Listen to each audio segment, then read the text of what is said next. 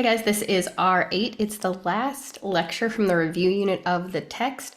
We have 2 more lectures before our exam, but this will be the end of reviewing concepts before moving on to the more true algebra concepts that are not review. And what we are talking about are radicals. We're not going to talk about rational exponents today, but just cover the radicals instead. So when we talk about radicals,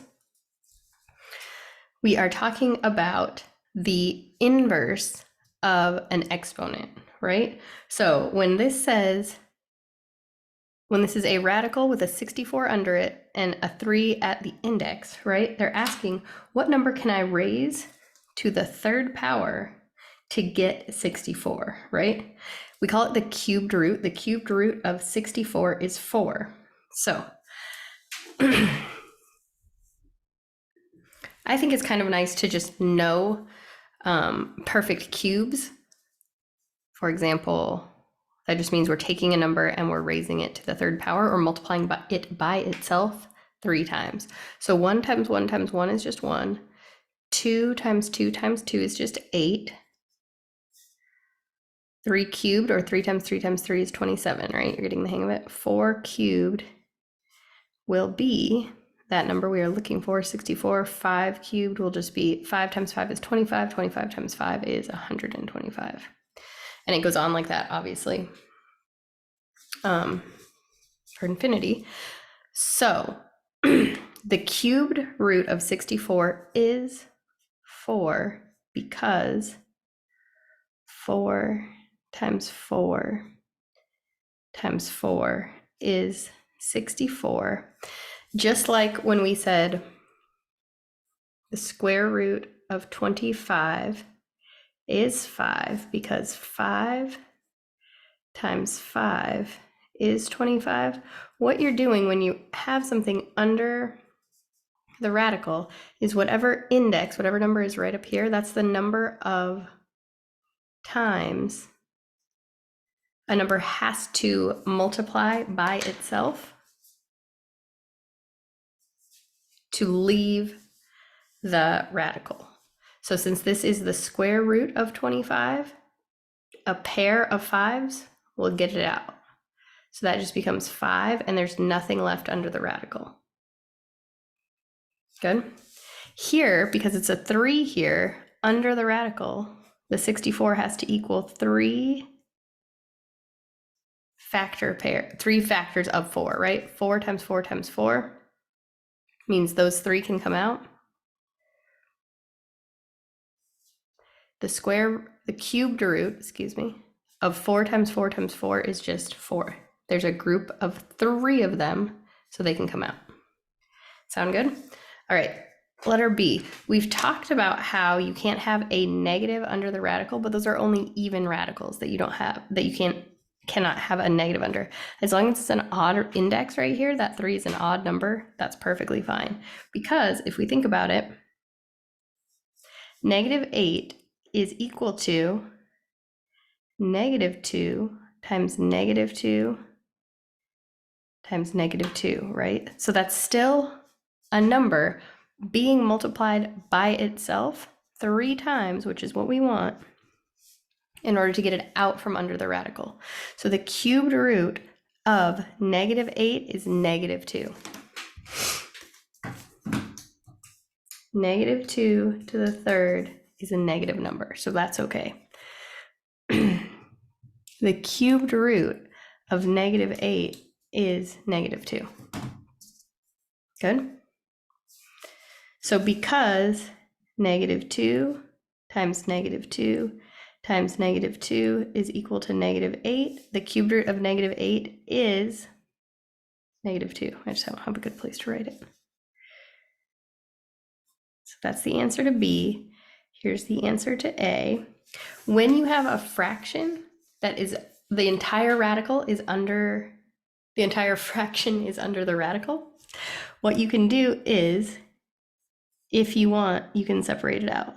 So that's the fourth root of 1 divided by the fourth root of 81, if that makes it easier. Okay, we're still doing the same thing. The third root of 64 means 4 times 4 times 4. So what number can I multiply by itself 4 times to get 1? 1 times 1 times 1 times 1 equals 1, right? On the bottom, we have the fourth root of 81. That's going to be a pretty small number, right? If we're going to need to multiply it 4 times. 2 to the fourth, no, 3 to the fourth. Oh, we found it. So 3 times 3 times 3 times 3 is 81. That means the fourth root of 1 is 1. And the fourth root of 81 is 3, because 3 times 3 times 3 times 3 is 81. Is that okay? So a radical is related to an exponent. They are inverse operations of one another, right? On your calculator, you might have something like you want to do a fourth root. You can type in a 4, go up to math, and this with the x instead of a number means that whatever number you put in before you press that number will become your index. So the fourth root of 81 is 3. If you don't have this calculator, you could just Google that, how to do fourth roots on, and then type in the name of your calculator. We're good. The odd root of a negative number is negative. So here's the third root of 8 is, oops, sorry. The third root, no. The third root of 8 is 2. However, the third root of negative 8 is negative 2. Let's do the fourth root of 8 is a decimal. The fourth root of negative 8 is a non-real answer, okay? So you can only take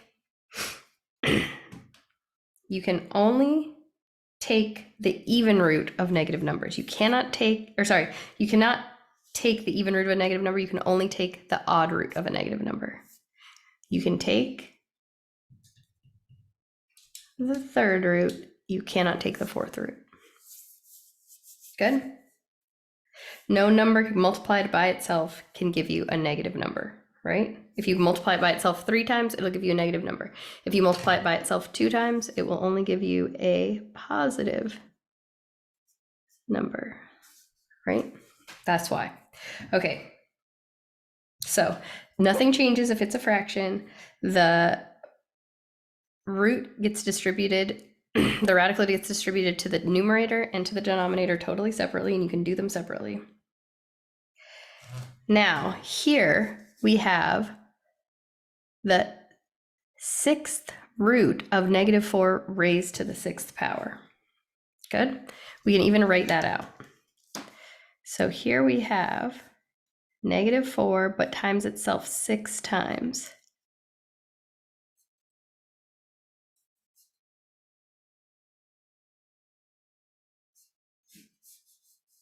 Right? Okay, so negative 4 times negative 4 times negative 4 times negative 4 times negative 4 times negative 4.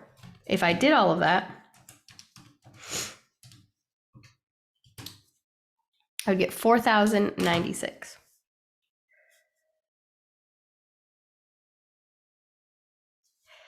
Now, I'm not taking the square root of it. Sorry, I always forget to write those. I'm taking the 6th root of 4,068.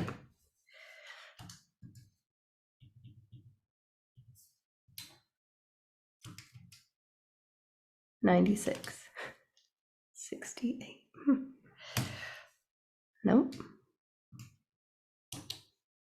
Good. And you get back to your number 4. Notice though that it's not a negative 4. It's now a positive 4, because if we think about a negative number taken to an even power, it's going to negate its negativeness, right? Negative 4 times negative 4 is going to be a positive 16. Negative 4 times negative 4 is going to be a positive 16. Negative 4 times negative 4 is going to be positive 16. So there's no way you can multiply an odd number by an odd number 6 times and get an odd number as your answer. So what actually happens is it becomes 4. It becomes the positive version of that. Just like negative 2. Negative 2 4 times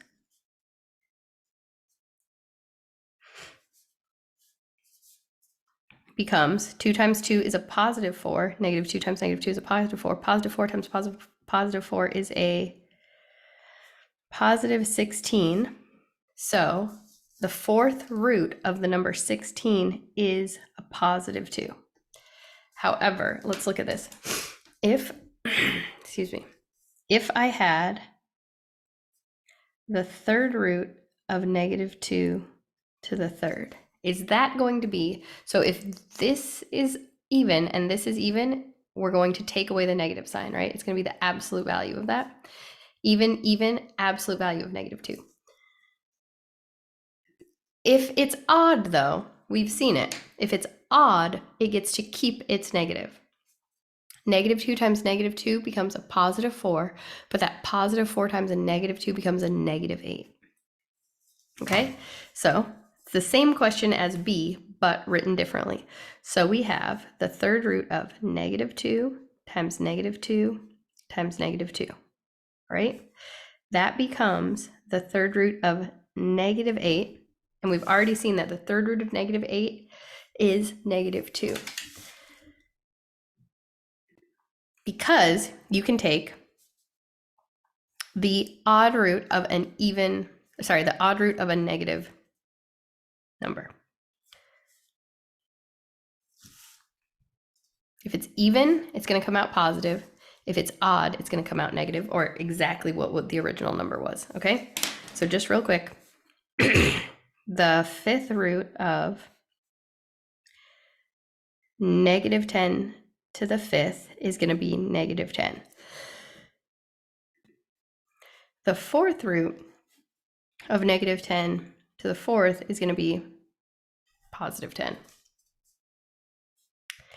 The seventh root of negative 10 to the seventh is going to be negative 10. So that's the pattern I was trying to convey. What are the rules of radicals? This is what we've been talking about.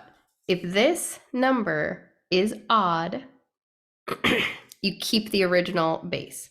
If this number is even, you have to take the absolute value of that base. It's never going to be negative, right? It can't be. What are the other properties of radicals? Kind of like the rules of exponents. You can, what would it be, distribute? You can kind of like more finely distribute the radical if you would like. So the nth root of a times b is the same as the nth root of a times the nth root of b. Same with a fraction. You can divide it to the numerator and the denominator. And if you have, like we had,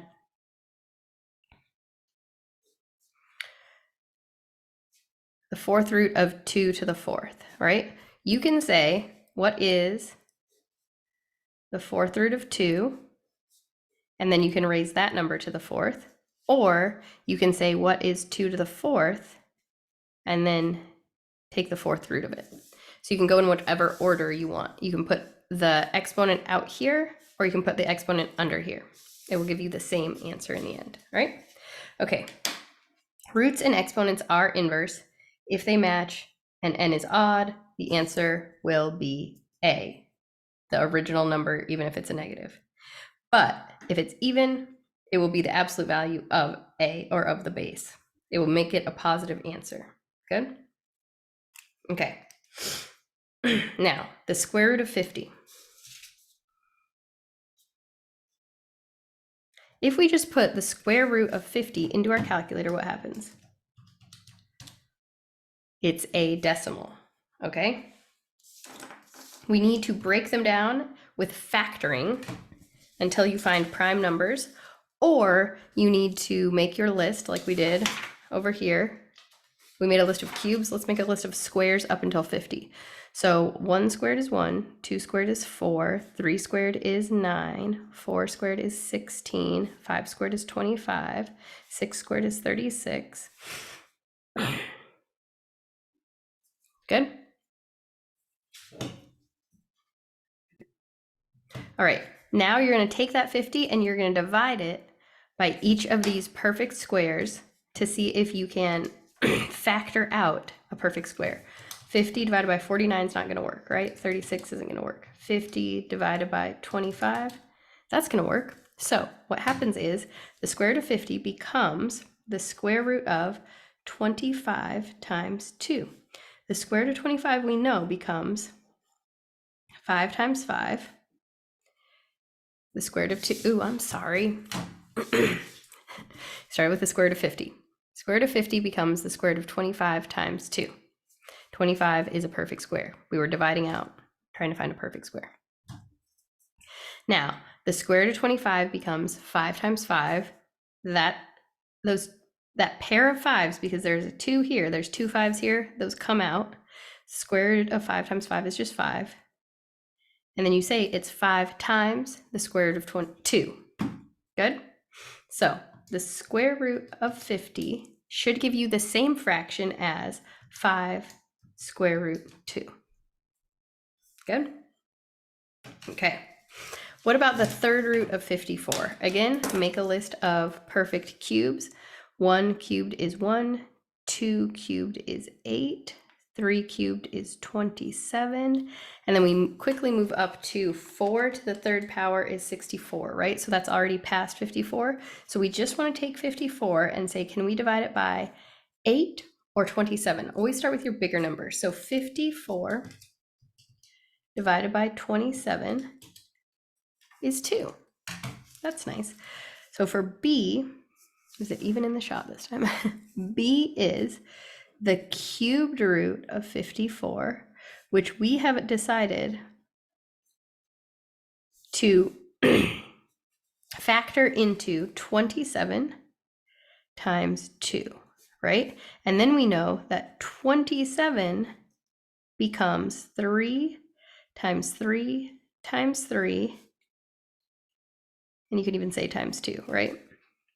Though that 3 times 3 times 3, though, comes out, just like the 5 times 5 came out. That is now 3, and all that's left under there is the 2.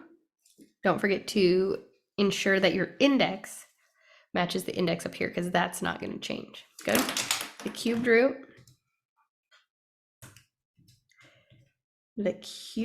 of 54 should give you the same number as 3 cubed root 2. Good? All right. C was the cubed root, excuse me, of negative 24x to the 5th.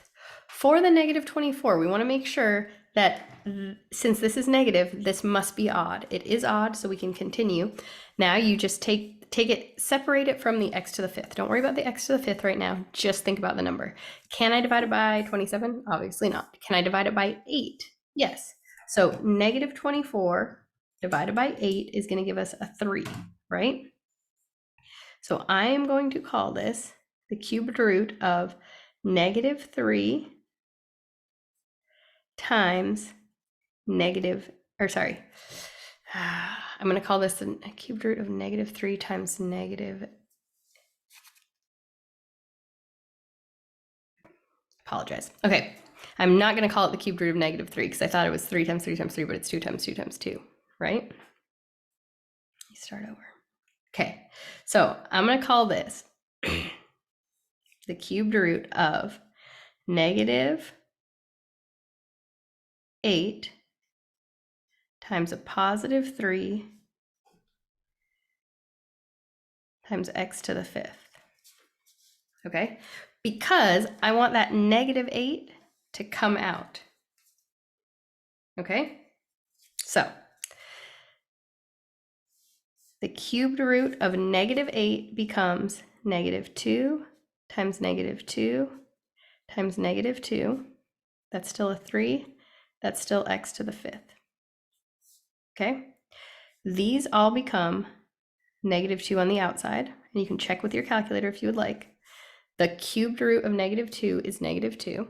Oh, sorry, the cubed root of -2 to the third is -2. Under here, we now have a +3 and an x to the fifth. Okay, we've simplified the -24 as much as we can. You can also stop. No, I like that. All right, now you are done with the 3. You have the x to the fifth. What you can do with x to the fifth is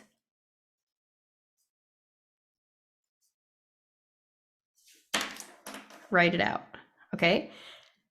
Don't forget all this. Don't forget to use a 3. Now remember that -8 became a -2 3 times. 3 is the magic number because it's the number up here. So that is how the -2 got out. I needed 3 of them. Same thing with the x's. I need 3 of them. Okay? So that now comes out, but we still have 2 underneath it. By it, I mean the radical. We still have 2 under the radical with the 3. So that's x times x. I'm just going to call it x squared for brevity's sake, okay? And then the -2 is still out front from up here. So I carried the -2. I just carried down the 3. These 3 x's came out as 1x, and then there's still 2 x's under there, all right? Another option is just to take that 5, divide it by 3, right? And I took out 1, remainder 2. So if that's also how you've been taught, that's definitely correct and faster, if that makes sense. Okay, let's look at this last example. So the last example was we are taking the 4th root of 81x to the 6th over 256.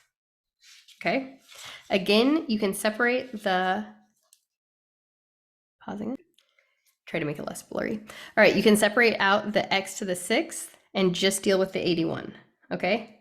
What can 81 become as a 4th? So what are the perfect?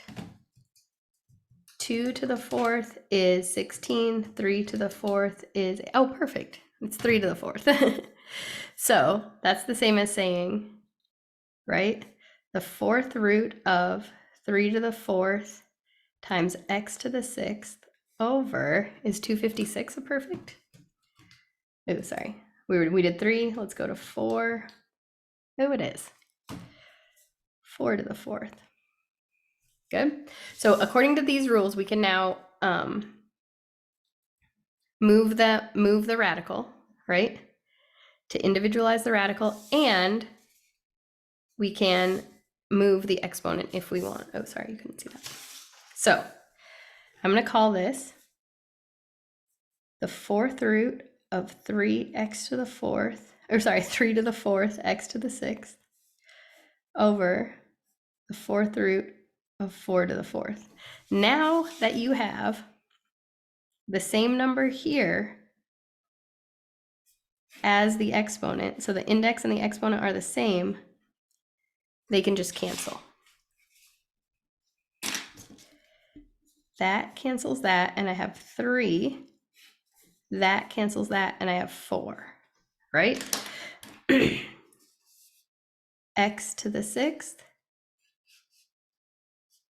x to the 6th. Again, for this, you can either take 6, divide it by 4, and you get 1 remainder 2, or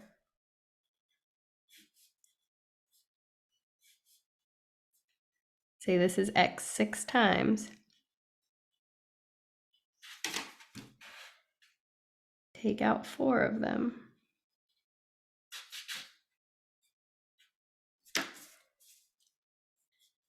Leave 2 in. So that's going to be 3x times the 4th root of x squared divided by 4. Good.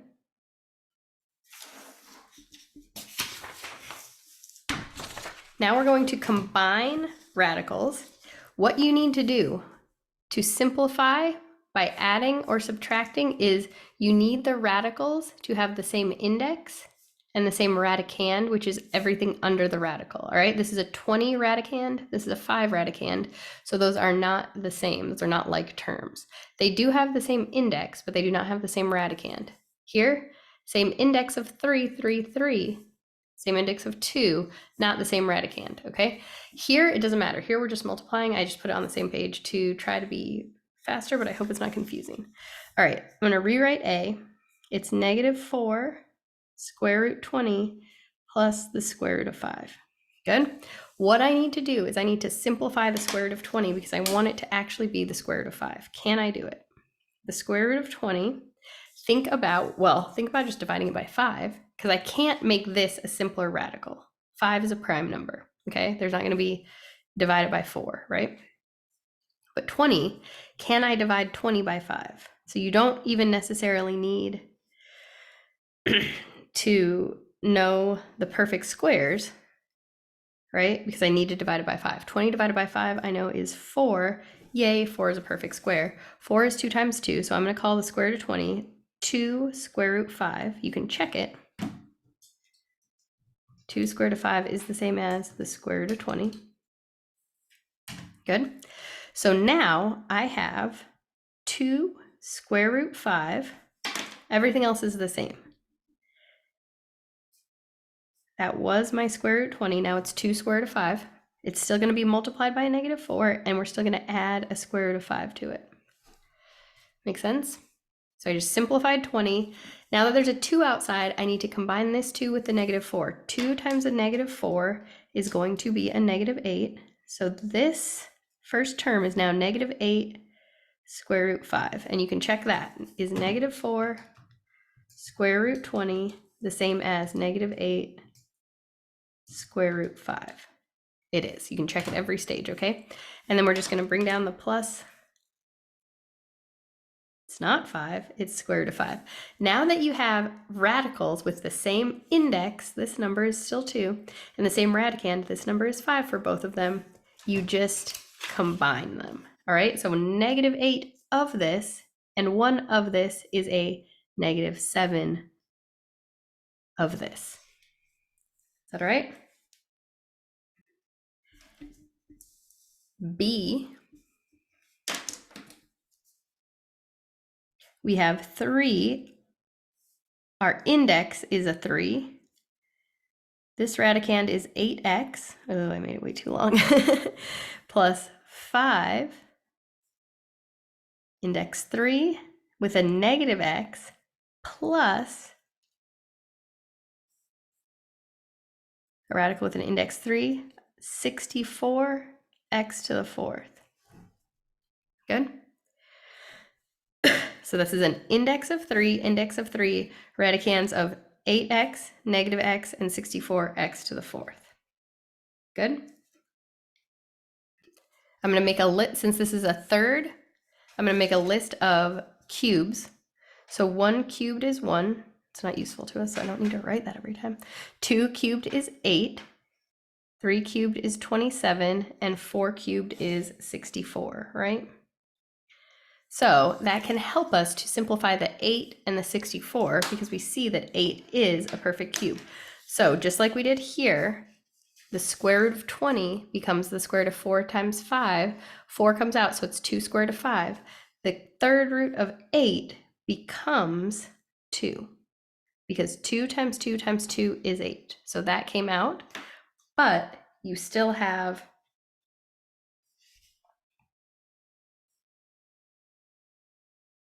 the cubed root of x. So here we have 2 square root of 5. Here we got 2 cubed root of x. But we keep it in the same spot because that 8x is now 2 with x under the radical. Good? 3 times 2 is going to give me 6.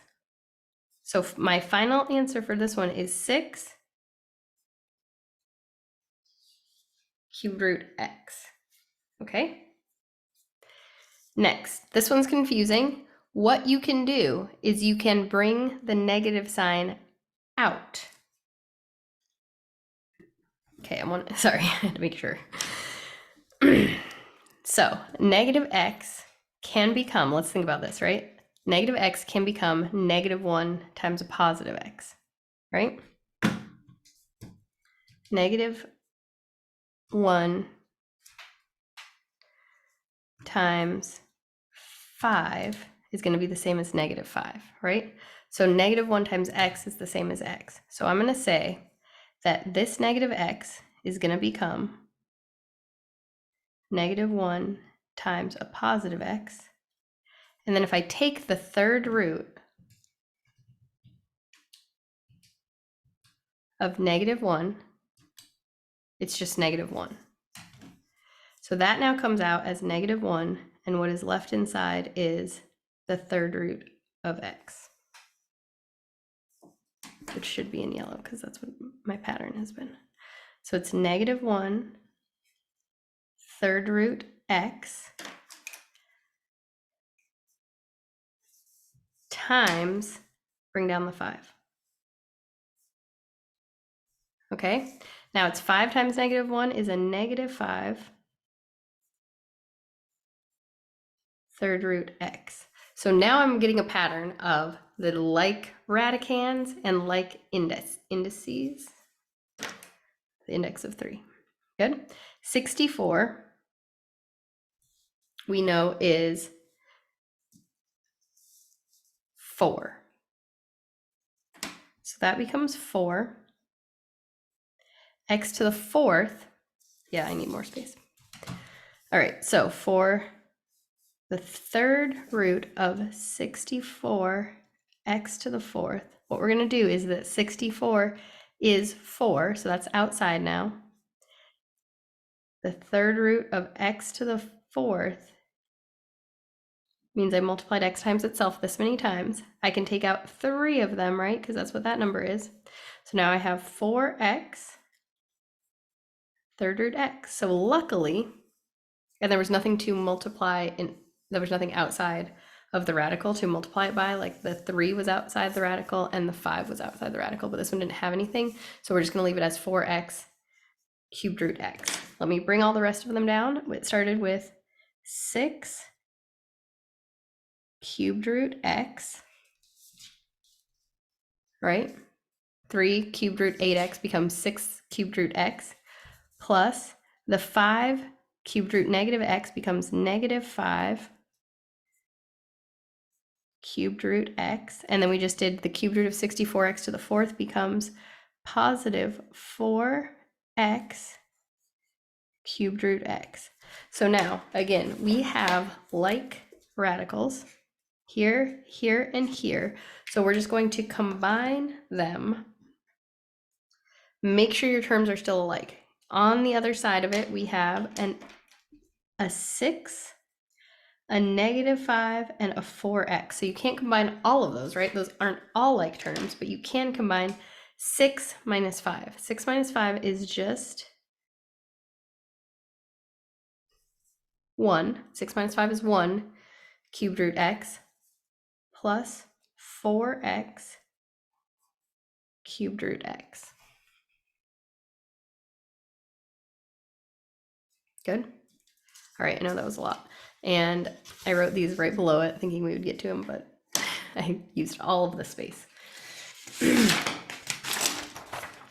C says the cubed root of 3 plus 6 times the cubed root of 3 minus 4. So how do I multiply radicals? I don't need like terms at all to multiply them. And D is actually an easier example because there's not a binomial times a binomial. It's just a monomial times a monomial. So I'm going to do D first. D is 7 square root 6 times 5 square root 3. You can also write it as 7. What you want to do is you just want to multiply the numbers outside the radicals. So 7 times 5 becomes 35. And then you multiply the numbers in under the radicals. 6, it has to be the same radical, right? 2. Square root of 6 times the square root of 3. What is 6 times 3? 18. So now we have 35 square root 18. Good. Make sure you can't take 18 and divide it by any perfect squares. So 18 is actually, right? 9 times 2. 9 is a perfect square. So we have 35 times 9 times 2. times the square root of 9 times 2. The square root of 9 comes out as 3, but we keep the square root of 2. You cannot simplify it any further. And then we're going to multiply all of that by the 35 on the outside. So 35 times 3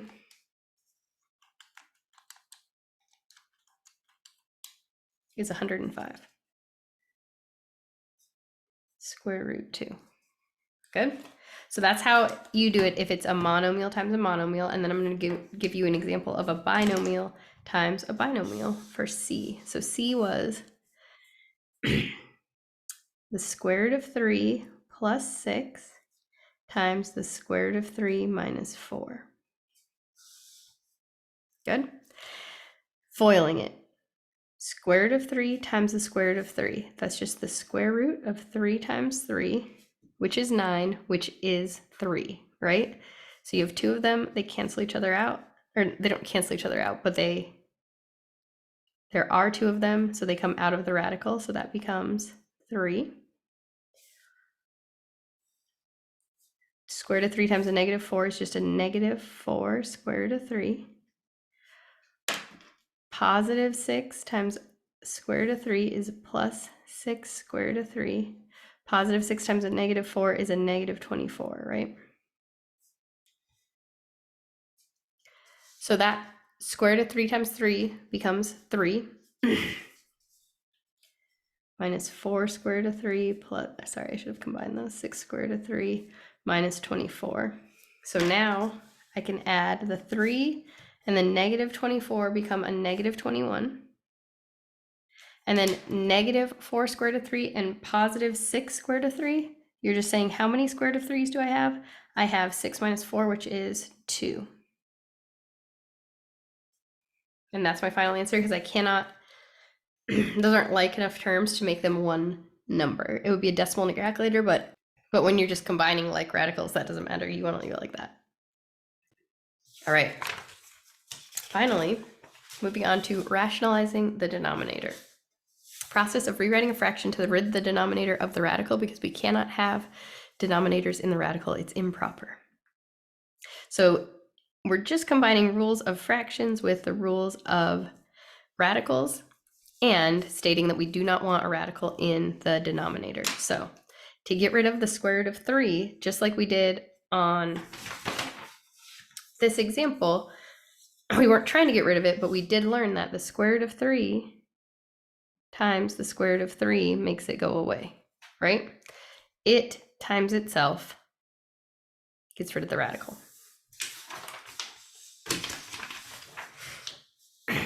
So what we want to do is take that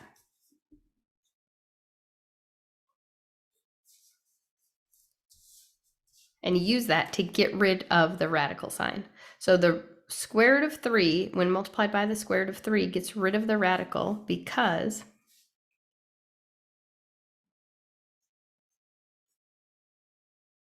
there's now a 2 here and a 2 here. They cancel themselves out, right? So I'm going to get rid of the radical on the bottom. Anything I do to the bottom of the fraction, I have to do to the top of the fraction. So I'm going to multiply the square root of 3 times 3 on the bottom and 2 times the square root of 3 on the top. What I will have is 2 square root of 3 on top, and I'll have 3 on the bottom. That's all you need to do. Good? I multiplied the square root of 3 times itself to get rid of the radical by making the square root of 3 into the square root of a perfect square. Good? All right, B. 3 divided by 5 square root of 2. Good? Okay. We want 5 square root of 2 to be a number without a radical, so we need to make only the square root of 2 into a perfect square. Don't worry about the 5. The 5 is not under the radical, so we're only going to multiply it by the part under the radical. So we're just going to multiply it by the square root of 2. Anything you do to the bottom, you have to do to the top. So 5 square root of 2 becomes 5 on the outside, square root of 2 times 2, or the square root of 4. And on the top, we have 3 square root of 2. That becomes the square root of 4, which is 2, right? So that's 3 square root 2 over 5 times 2. because the square root of 2 times 2 becomes the square root of 4, which is 2. So we have 3 square root of 2 over 10 is our final answer. Make sure you can't reduce. 3 divided by 10 doesn't become any simpler. Can't simplify it. Make sure you can't simplify it. What about if it is a binomial? So for example, the binomial 4 minus the square root of 5 divided by 4 plus 2 square root of 5. This, because of the plus sign, you do need to multiply the entire binomial, but you need to do it by the reciprocal. So the reciprocal of 4 plus 2 square root of 5 is 4 minus 2 square root of 5.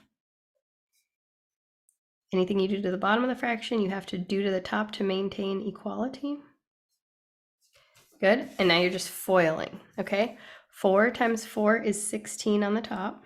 4 times a negative 2 square root of 5, you're just taking the 4 and the 2. 4 times a negative 2 is a negative 8 square root of 5. Good, that was the first outside. Now we have negative 5 times a positive 4, so that's negative 4 square root of 5. And then we have negative 5 times a negative 2 square root of 5. So that's plus 2 square root 5 times 5. 4 times 4 is 16. 4 times negative 2 is negative 8 with a square root of 5. Negative 5 times 4 is negative 4 square root of 5. And then negative 2 square root 5 times a negative square root of 5 makes it a positive 2, because 2 negatives make a positive, and then square root of 5 times square root of 5. Good. On the bottom, we will have 4 times 4 is 16 again. 4 times negative 2 square root of 5 is negative 8 square root of 5. Good. So your first two terms should be the same on the top and on the bottom, because you're multiplying 4 minus 2 square root of 5 by 4 for both, right? Now, 2 square root of 5 times 4. positive 2 times positive 4 is positive 8. And then you just have square root of 5. And then our last one, 2 square root of 5 times negative 2 square root of 5. 2 times 2 is a 4, but negative times a positive is a negative. Square root 5 times the square root of 5. Okay? So we're just foiling and making sure that we understand how to multiply radicals. Now, do what you can to simplify. 16 will remain 16. Negative 8 fifths, negative 8 square root 5 and negative 4 square root of 5 can be combined. So now you're just saying, what is negative 8 minus 4, right? You're at negative 12 square root 5. Good. Then we have plus 2 times the square root of 5 times 5. The square root of 5 times 5 is 5. So I'm just going to say it's 2 times 5. That's that. That's these two. And 2 square root of 5 times 5 becomes 2 times 5. On the bottom, 16 remains 16. Negative 8 square root of 5 plus 8 square root of 5. Negative 8 plus 8 cancels each other out. So that is why we did the inverse sign, so that we could cancel out all radicals with one negative and one positive. So we will not have any radicals in the denominator, okay? Negative 4 times the square root of 5 times 5 we know is 5. So 16 minus 4 times 5. Good. Keep simplifying it. Now we have 16 minus 12 square root 5. 2 times 5 is 10, so plus 10. On the bottom we have 16 minus 20. Keep combining. 16 plus 10 is 26. minus 12 square root 5. On the bottom, 16 minus 20 is a negative 4. All right, you can distribute the negative 4 if you'd like. So now it's 26 divided by negative 4 minus 12 square root 5 divided by negative 4. Or, and simplify those if you can, or you can just put this negative out in front.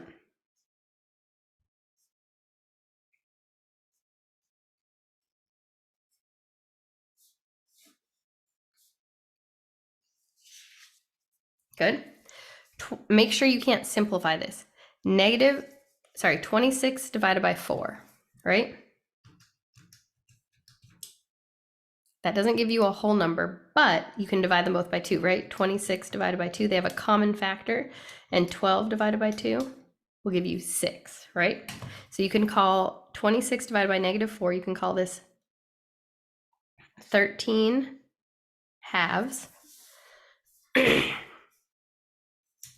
And then here you have negative 12 square root of 5 divided by negative 4. 12, again, you can divide by 2. Oh, sorry. I meant 4. I did not mean 12. 4.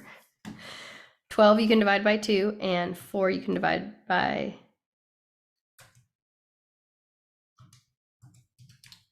2 and get 2. So now we have minus 6 square root of 5 over negative 2, right? So that one's actually a positive.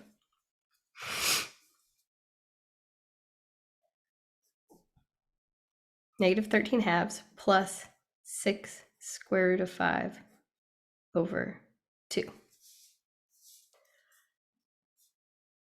13 plus 6 square root of 5. Sorry, negative 13 plus 6 square root of 5 over 2. You don't need to separate it into 2. It's just difficult with a negative in the denominator to distribute the negative properly. So I find it easiest to separate it out. All right, final example. So that was C, so we're just going to do D. D is 1 minus the square root of 6 over 1 plus the square root of 6. And we just want to get rid of this square root of 6. We know that we cannot get rid of the, or we cannot multiply just by square root of 6. We have to multiply the whole binomial by its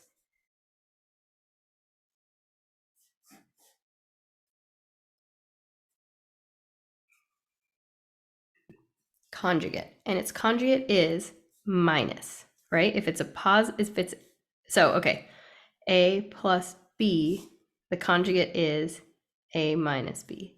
If it is A minus B, the conjugate is A plus B, right? Okay, so we're going to multiply it by 1 minus the square root of 6. Anything you do to the bottom, you have to do to the top. Now we're just foiling. 1 times 1 remains 1. 1 times negative 6 is a negative square root of 6. Negative square root of 6 times 1 is another negative square root of 6. And then negative square root of 6 times the negative square root of 6 is a positive square root of 6 times 6. 1 times 1 is 1. 1 times a negative 6 is a negative square root of 6. Positive square root of 6 times 1 is positive square root of 6. And then square root of 6 times a negative square root of 6 is a negative square root of 6 times 6. Good?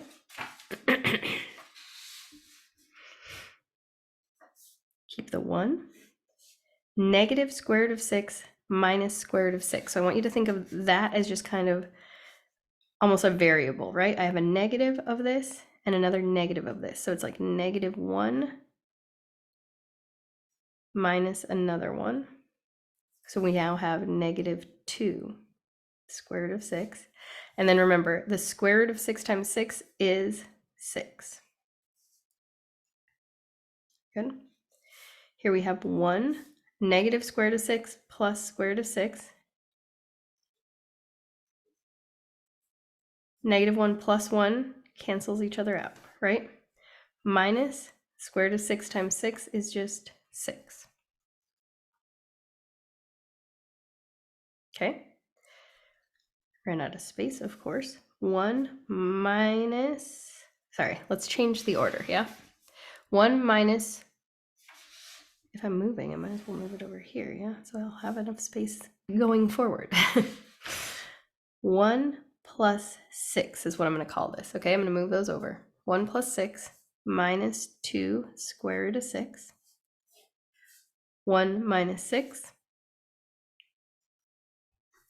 negative 5. Good. 1 plus 6 is 7. 7 minus 2 square root of 6 over negative 5, which is negative 7/5 plus 2 square root of 6/5, right? If I it's a positive 7 divided by a negative 5 gives you a negative. A negative 2 square root of 6 divided by negative 5 gives you a positive. So finally, negative 7 plus 2 square root of 6 over 5 is my final answer. Good. All right, so that is how to work with all different kinds of radicals. Thank you so much and see you next time.